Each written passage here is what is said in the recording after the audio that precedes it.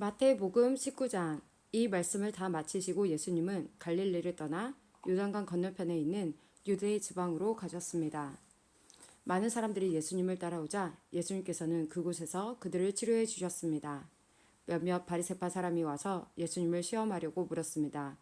무엇이든 이유만 있으면 자기 아내와 이혼하는 것이 괜찮습니까? 예수님께서 대답하셨습니다. 너희가 이 말씀을 읽지 못했느냐? 맨 처음 사람을 만드신 분이 남자와 여자로 지으셨다. 그리고 이렇게 말씀하셨다. 그러므로 남자는 부모를 떠나 아내와 합할 것이다. 두 사람이 한 몸이 될 것이다. 이처럼 두 사람이 이제 둘이 아니라 한 몸이다.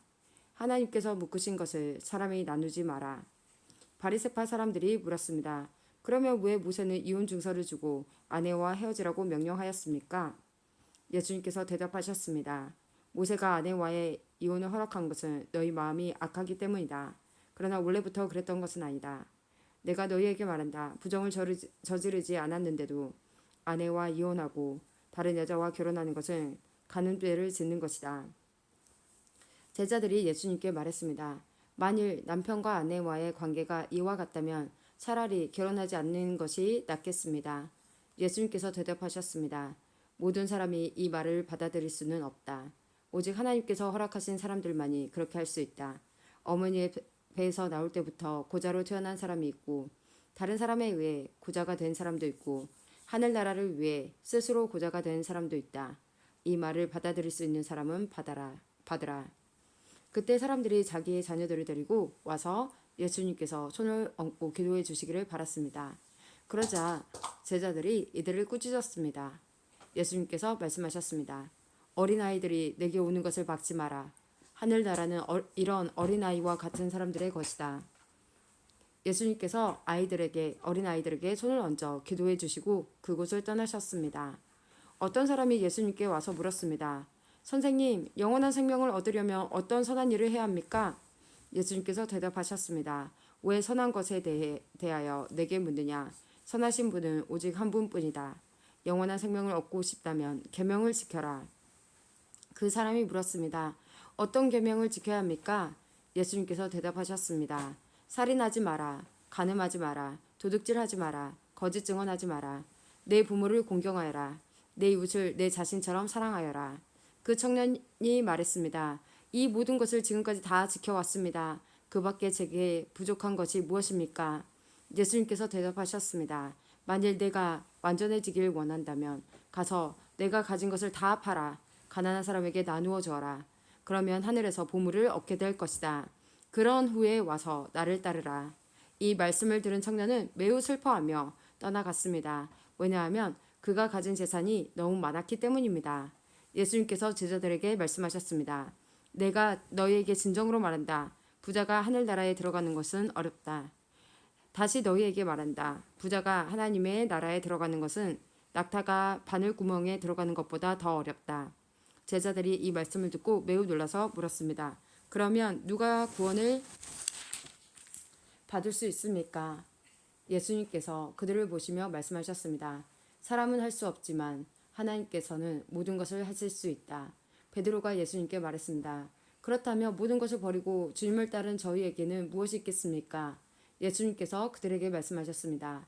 내가 너희에게 진정으로 말한다. 나를 따라오는 너희들은 인자가 영광의 보좌에 앉는 새 시대에 12보좌에 앉아 이스라엘 12부족을 심판하게 될 것이다. 나를 위하여 집, 형제와 자매, 부모와 자식, 그리고 밭을 버리는 사람은 몇 배로 보상을 받을 것이며 영원한 생명을 얻을 것이다. 그러나 첫째가 꼴찌가 되고 꼴찌가 첫째가 되는 사람이 많을 것이다. 마태복음 20장. 하늘나라에서는 자신의 포도밭에서 일할 일꾼을 찾으려고 아침 일찍 나간 주인과 같다. 그는 일꾼들에게 하루 품삯으로 한 데나리온을 주기로 하고 그 일꾼들을 포도밭으로 보냈다. 주인이 오전 9시쯤에 다시 시장에 나갔다가 거기서 빈둥거리며 서 있는 몇몇의 사람들을 보았다. 주인이 그 사람들에게 말했다. 당신들도 포도밭에 가서 일하시오. 적당한 품삯을 주겠소. 그러자 그들은 포도밭으로 갔다. 이 사람이 다시 낮 12시와 오후 3시쯤에 나갔다. 그리고 똑같이 말했다. 또 오후 5시쯤에도 시장에 나가 또 다른 사람들이 거리에 서 있는 것을 보고 물었다. 왜 당신들은 하루 종일 빈둥거리며 서 있습니까? 그들이 대답했다. 아무도 우리에게 일자리를 주지 않았습니다.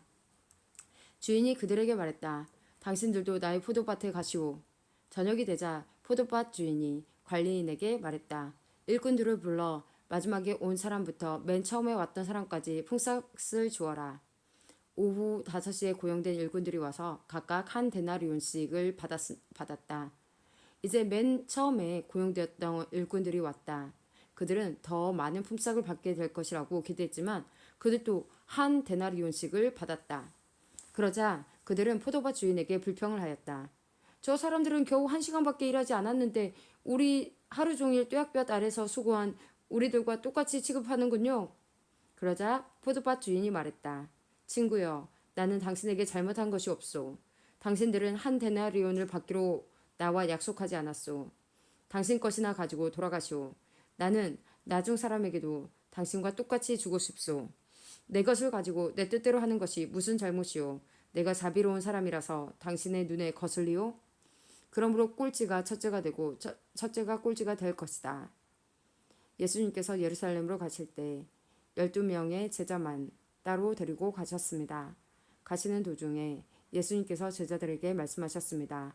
보아라, 우리가 예루살렘으로 간다. 인자가 대제사장들과 율법학자들에게 넘겨줄 것이고 그들은 인자에게 사형죄를 씌울 것이다. 그들은 인자를 이방 사람들에게 넘겨 비웃고 채찍질하고 십자가에 매달아 죽게 할 것이다. 그러나 3일째 되는 날에 인자가 다시 살아날 것이다. 그때 세베대의 아들들을 데리고 그 어머니가 예수님께 왔습니다. 그 여자는 예수님께 절하고 간청하였습니다. 예수님께서 물으셨습니다. 무엇을 원하느냐? 어머니가 예수님께 말했습니다. 주님의 나라에서 제 한 아들은 주님의 오른쪽에 또 다른 한 명은 주님의 왼쪽에 앉으라고 말씀해 주십시오. 그러자 예수님께서 말씀하셨습니다. 너희가 무엇을 요구하는지 깨닫지 못하고 있다. 내가 마실 잔을 너희도 마실 수 있느냐? 그들이 대답했습니다. 예, 마실 수 있습니다. 예수님께서 그들에게 말씀하셨습니다. 내 잔을 너희가 마실 것이다. 그러나 내 오른쪽과 왼쪽에 누구를 앉힐 것인지 결정하는 것은 내가 할 일이 아니다. 그 자리는 내 아버지께서 미리 정하신 사람들의 것이다. 다른 10명의 제자들이 이것을 듣고 그 두 형제에게 분개하였습니다. 예수님께서 제자들을 모두 불러 말씀하셨습니다. 이방 사람의 통치자들은 다른 사람의 주인이 되려고 한다는 것을 너희가 안다. 그 고관들은 사람들에게 권력을 행사한다. 그러나 너희는 저희들과 같이 되어서는 안 된다.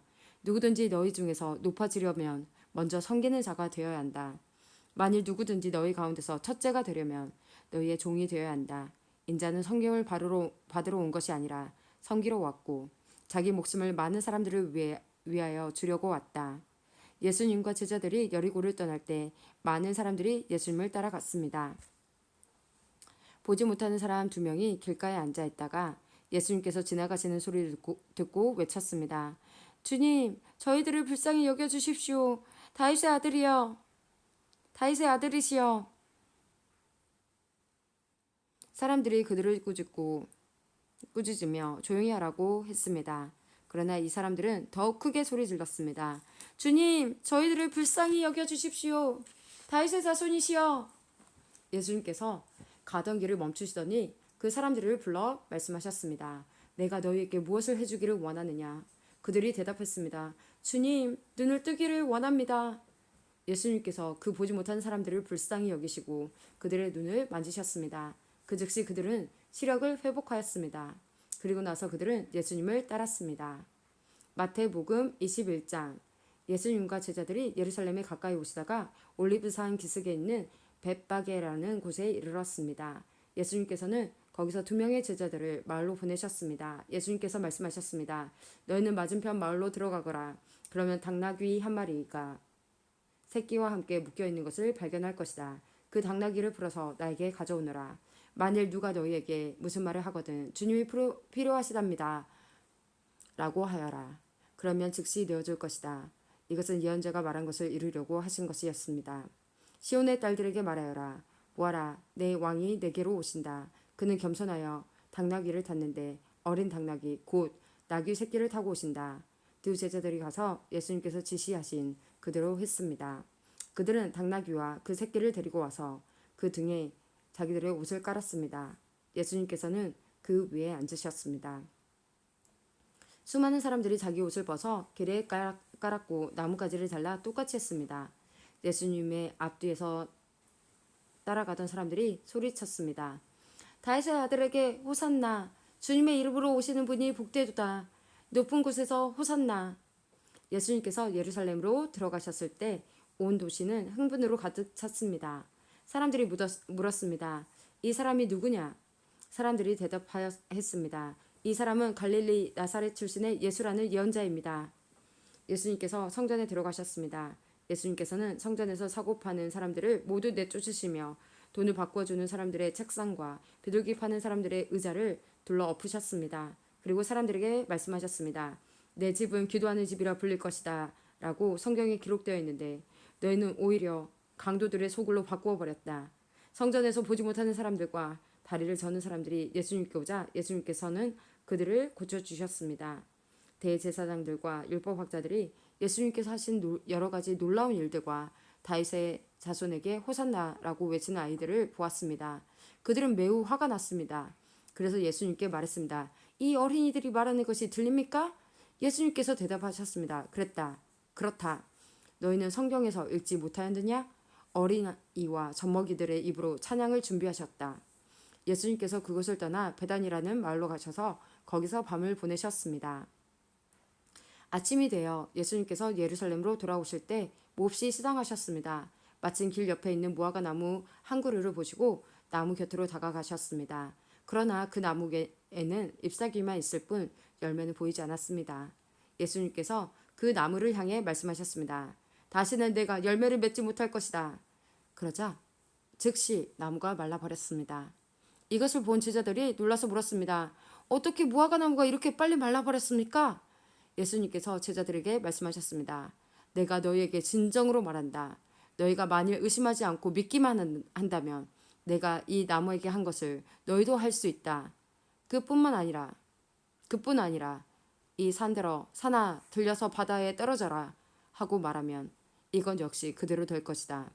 너희가 믿고 기도로 구하는 것은 모두 받을 것이다. 예수님께서 성전에 오셔서 가르치실 때 대제사장과 백성의 장로들이 와서 물었습니다. 당신은 무슨 권한으로 이런 일을 하는 것이오?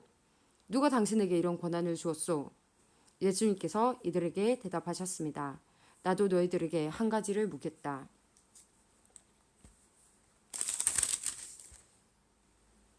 만일 나에게 대답하면 내가 무슨 권한으로 이런 일을 하는지 말해주겠다. 요한의 세례가 하늘로부터 온 것이냐 아니면 사람에게서 온 것이냐. 제사장들과 장로들이 서로 의논을 하였습니다. 만일 우리가 하늘로부터 왔다고 하면 그러면 어째서 너희는 요한을 믿지 않았느냐 라고 말할 것이고 그렇다고 사람에게서 왔다고 하자니 백성들이 두렵구나. 왜냐하면 모든 백성들이 그를 예언자라고 믿고 있기 때문이다. 그래서 그들은 예수님께 대답했습니다. 우리는 알지 못하오. 그러자 예수님께서 말씀하셨습니다. 그러면 나도 너희에게 내가 어떤 권한으로 이런 일들을 하는지 말하지 않겠다. 너희는 어떻게 생각하느냐? 어떤 사람에게 두 아들이 있었다. 그 첫째 아들에게 가서 말했다. 아들아, 오늘은 포도밭에 가서 일해라. 그 아들은 싫습니다. 라고 대답했다. 그러나 나중에 마음을 바꾸고 포도밭으로 갔다. 이번에는 둘째 아들에게 가서 아까와 똑같이 말했다.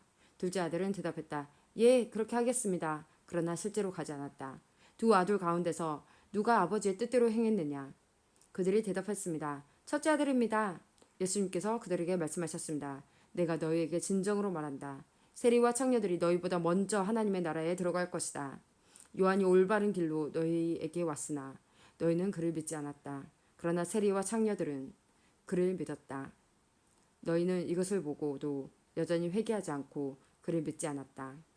다른 비유도 잘 들어보아라. 어떤 밭 주인이 있었다. 그가 포도밭을 일구고 담장을 두르고 포도즙을 짤 구덩이를 파고 망대를 세웠다. 그리고 포도밭을 농부들에게 빌려주고 여행을 떠났다. 추수할 때가 다가오자 주인은 농부들에게 종을 보내어 자기 몫의 수확을 받아오게 했다. 그러나 농부들은 그 종들을 잡아서 하나는 때리고 하나는 죽이고 또 하나는 돌로 쳐 죽였다. 그 주인은 처음보다 더 많은 종들을 그들에게 보냈다. 그러나 그 농부들은 그 종들에게 똑같은 짓을 했다.